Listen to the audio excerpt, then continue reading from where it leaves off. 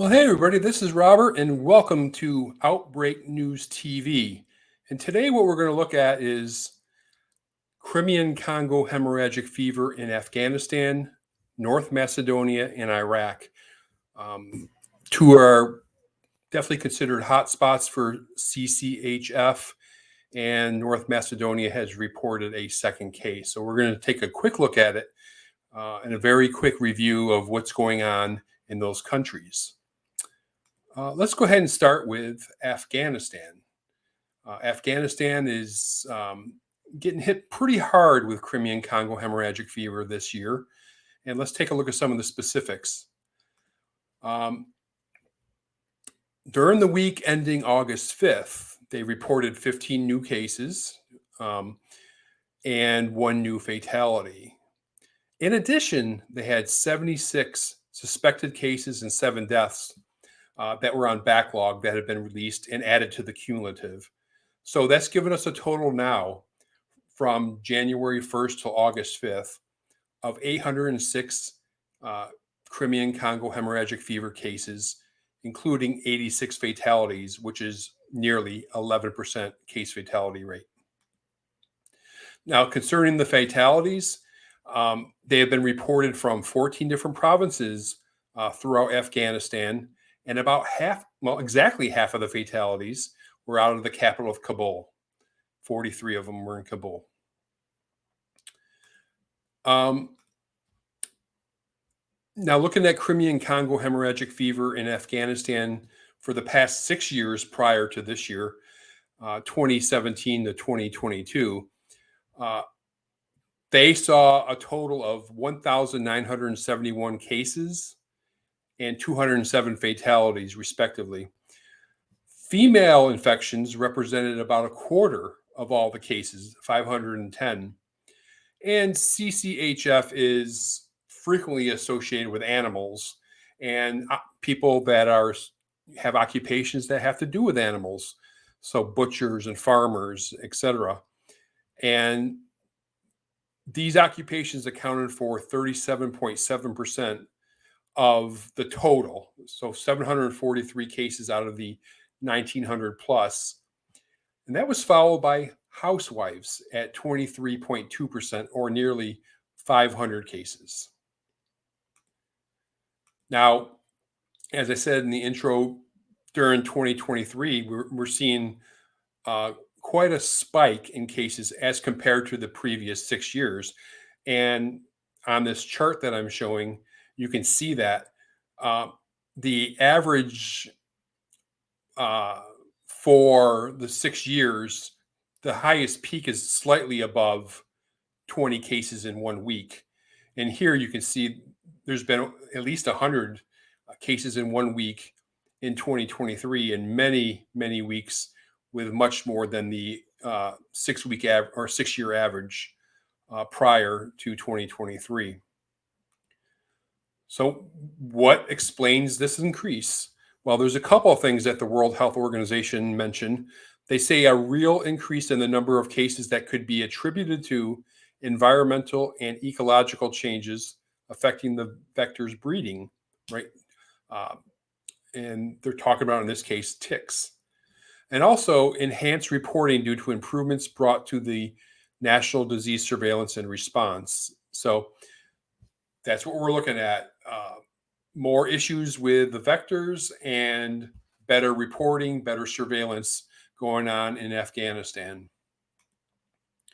Now we have a situation also in North Macedonia. North Macedonia is in southern Europe, and as you can see on the map, is just on the northern border of Greece.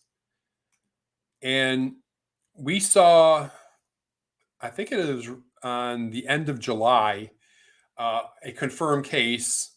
A 27-year-old person contracted Crimean-Congo hemorrhagic fever and died shortly after.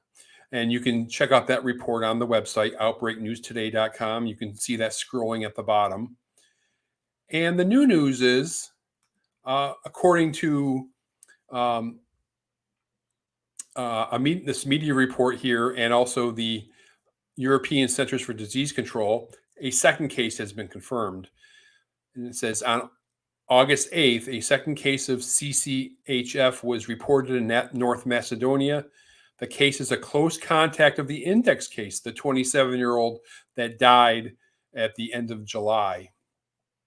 In this case was a nurse working for a clinic in the capital of Skopje, I think it's pronounced. And they're still doing investigations concerning the route of transmission. So that's 2 cases in North Macedonia. What we know is the index case was this 27-year-old. It was an agricultural worker, worked out in rural areas in a mountain village, and was frequently exposed to tick bites. And this second case was a healthcare worker who was considered a medium risk contact to the first or the index case. More cases among the contacts cannot be excluded according to WHO. Now, the ECDC writes that human cases of CCHF in North Macedonia were first detected back in 1971.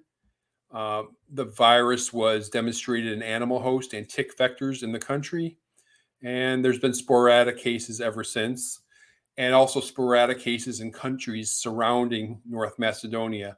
And the examples they give are Albania, Bulgaria, Greece, and Kosovo. The tick species of a Hyaloma species is the principal vector, and it has been detected in all regions of North Macedonia. And as you can see in this map, if you're watching the video version of this, all the red, basically all of Southern Europe going from Spain all the way across through Turkey, do have this vector present in its population.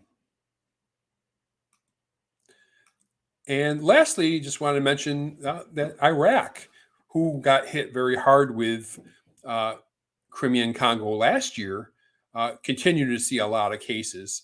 And according to the health minister, in a report on July 12th, so a month ago, they said there were 377 cases throughout the country, and there were 53 fatalities in Iraq.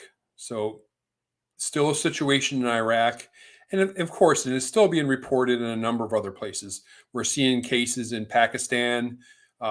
There's always sporadic cases throughout parts of Africa.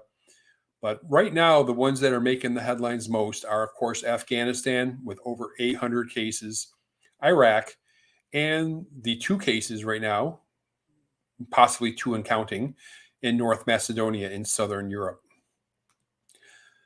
Just a little bit on Crimean-Congo hemorrhagic fever. This is from the World Health Organization key points. I'm not going to go over a lot about this because I'm going to introduce you to a couple podcasts that have been done that goes over this stuff more thoroughly. But of course, it's caused by the Crimean-Congo hemorrhagic fever virus. Outbreaks of this virus have a case fatality rate of up to 40%. The virus is primarily transmitted to people from ticks and livestock animals. Human-to-human transmission can occur, and from close contact with the blood, secretions, organs, and other bodily fluids of infected persons. As in Afghanistan and Iraq, in parts of Africa, CCHF is endemic.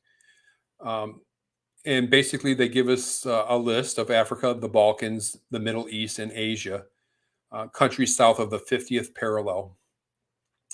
And there is no vaccine available for either people or animals.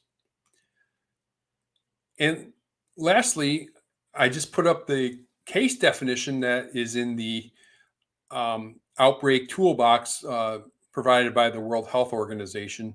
And it gives you the list of the, how they determine a suspected case, a probable case, and a confirmed case. And you can read that for yourself. I don't need to read that to you, but clearly a confirmed case, there's a laboratory result attached to it. And the other cases are a little bit down the ladder. But I encourage you to check that out. And a lot of this stuff, I'm going to go ahead and put it in the show notes so you can check those out for yourself. And Lastly, there's other podcasts I have on Outbreak News TV that go over more specifics about the disease itself. And I encourage you to check them out, and I'll link to those. I did one, I don't know, a year or so ago with Chandi Bala, and you can see that that's the top one. And I did one with Dr. Judy Stone about 6 or 7 years ago, and that's the second one. And I provided the links if you want to check them out there. And I will also put those in the show notes below so you can check those out at your leisure. Good stuff. Very good interviews with these two ladies. And that's the end of the program. And I hope you enjoyed this. Just a quick synopsis of some of these CCHF outbreaks that are going on in select parts of the world.